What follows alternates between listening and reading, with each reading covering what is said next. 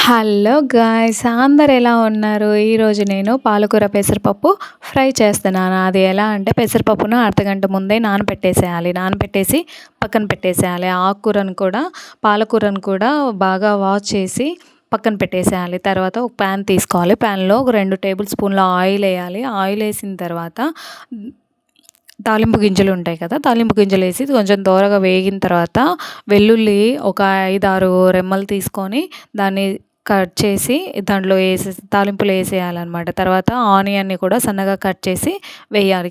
సన్నగా కట్ చేసి వేసిన తర్వాత ఉప్పు, పసుపు వేసి బాగా దోరగా ఆనియన్‌ని బాగా దోరగా వేయించాలి. వేయించిన తర్వాత ఒక టమాటా తీసుకోవాలి. టమాటా తీసుకొని టమాటాను కూడా వేయించాలనమాట. వేయించిన తర్వాత పెసరపప్పు నానబెట్టుకున్నాం కదా! దాంట్లో నీళ్ళన్నీ వంపేసి తాలింపులో వేయాలి. తాలింపులో వేసి ఒక 5 నిమిషాలు ఆ నీళ్ళంతా పెసరపప్పులో ఉండే నీళ్ళంతా ఇంకిపోవాలి. ఇంకిపోయిన తర్వాత పాలకూరని సన్నగా ముక్కలుగా కోసేసేయాలనమాట.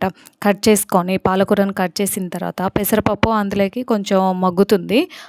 మగ్గిన పెసరపప్పులో పాలకూరని వేసి కలిదిప్పుతూ ఉండాలి. మధ్య మధ్యలో ఒక 5 నిమిషాలు మంట అనేది మీడియం ఫ్లేమ్‌లో పెట్టుకోవాలి. మీడియం ఫ్లేమ్‌లో పెట్టుకొని మధ్య మధ్యలో మూత తీసి కలుపుతూ మళ్ళీ మూత పెట్టేసేయాలి. అప్పుడు ఆకుకూర అనేది బాగా మెత్తగా మగ్గిపోతుంది.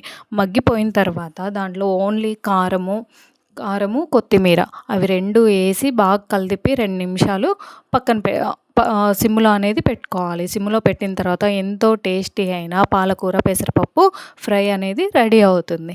ఈ రెసిపీ కనుక మీకు నచ్చినట్టయితే ప్లీజ్ సబ్స్క్రైబ్ చేసుకోండి. ఒక లైక్ కూడా చేయండి.